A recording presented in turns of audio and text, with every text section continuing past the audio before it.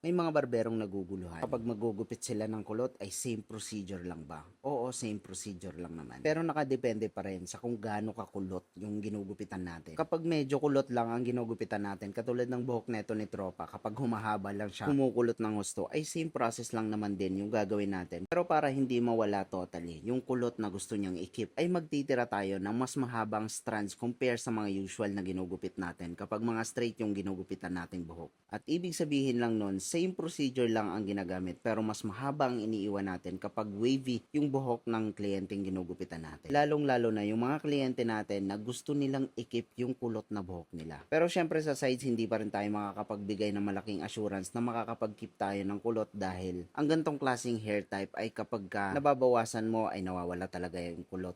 Pero as much as possible, magkikip pa rin tayo ng kulot. Pero usually kapag hindi na natin nagawa yon, ang pinakamahalaga lang din naman sa kanila ay makapag-iwan tayo ng bulk sa sides. So as much as possible, huwag nating masyadong iiklian yung mga sides nila para makapag-iwan pa rin tayo ng bulk. Para din ma-achieve natin yung gusto nilang look. Kaya din precision cutting ang ginamit kong technique dyan para makapag-iwan tayo ng mas mahabang buhok. Dahil kapag clipper overcomb technique ang ginawa natin, ay may hihirapan tayo magtira ng mahabang buhok sa sides. Gumamit na tayo dyan ng 1.5 na guard para maalis na natin yung makapal na buhok na gagawa natin ng taper fade. Dito sa taas ni Tropa ay talaga namang konting-konti lang yung ibabawas natin dahil gustong-gusto nito ni Tropa na kulot talaga yung buhok niya. At kapag naiikla ng gusto yung buhok niya ay nagiging straight to. Alam ko rin na may mga nagugupitin din kayong kliyente na kagaya ng sitwasyon neto ni Tropa kaya alam kong naiintindihan nyo kung mga ka-aspiring. At ang technique na ginamit ko naman dyan ay hindi ako gumawa ng hardline mga ka-aspiring dahil gumagawa ako ng shadow taper or tinatawag na taper fade na merong ghost line. Sa ganitong process naman kasi mas mabilis tayo nakakagawa ng ghost line kahit rekta-rekta na ang galawan natin. Hindi na tayo gumawa ng pa-circular na medyo komplikado pa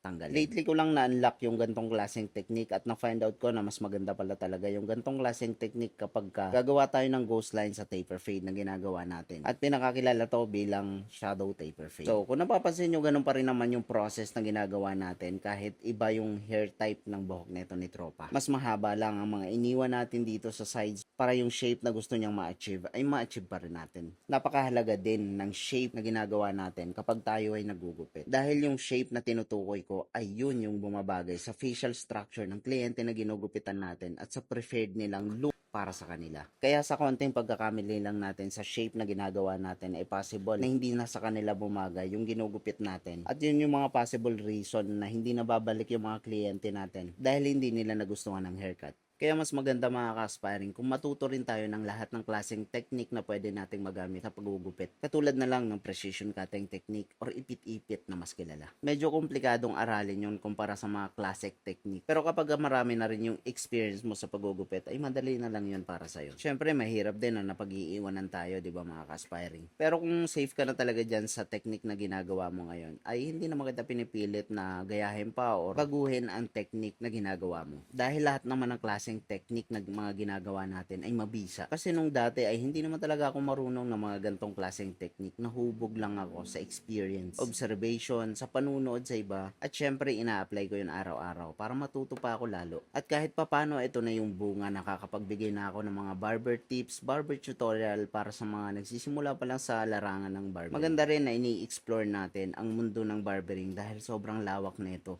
Proceed na pala tayo dito sa tapered hairline. Ang tapered hairline ay optional na pinapagawa ng kliyenteng mga ginugupitan natin. Hindi ito advisable na gawin sa lahat ng kliyente natin. Ako sa totoo lang, hindi ko naman alam kung ano yung purpose na ito ni Tropa. Siguro mas malinis lang talaga kapag may tapered hairline siya. At kapag yung kliyente natin tinataas nila yung buhok nila, mas advisable din talagang linisin natin yung hairline nila. Or gawa natin ng tapered hairline. Siguro yung ginagawa nito ni Tropa, siguro nag-headband siya minsan. Dahil pa-textured fringe naman din yung gupit ko dito, kaya kung iisipin mo useless yung tapered hairline kapag natatakpan lang din naman ng buhok. Maliban na lang sa mga 16 guard, pwede talaga magpalagay ng tapered hairline kahit papano kasi visible yung under part or noo nila. At sa mga gusto magpa-tapered hairline na malalawak na yung noo, hindi to talaga nakakagamot sa receding hairline. Yung natural pa rin ang masusunod namin. Kumbaga mas nagiging natural lang tingnan kasi yung mga receding hairline ay wala ng mga baby bangs. Kaya gumagawa kami ng alternative. Ang use naman ng diffuser na ginagamit natin ay para matuyo naturally yung buhok ng kliyente. Para lumabas yung natural na texture niya dahil hindi masyadong malakas yung hangin. Matapos Pagkatapos natin gamitan ng diffuser ay maglalagay na tayo ng product. Sa mga kulot naman, mas magandang gumamit tayo ng curling cream or curling defining cream para ma-enhance natin yung pagka-wavy or pagkakulot ng buhok nila. Pero pwede din tayong gumamit ng gambit ng Maverick para may hold ng konti. So eto na naman si tropa, fresh cut na naman si bro. Yan lang din naman talaga yung gusto niyang style at yan din naman yung usual. At mabisa rin talaga yung ginamit nating technique kanina dahil nakita rin talaga natin ang ghost line sa taper fade. Syempre, ano pa nga ba pagkatapos ng obra?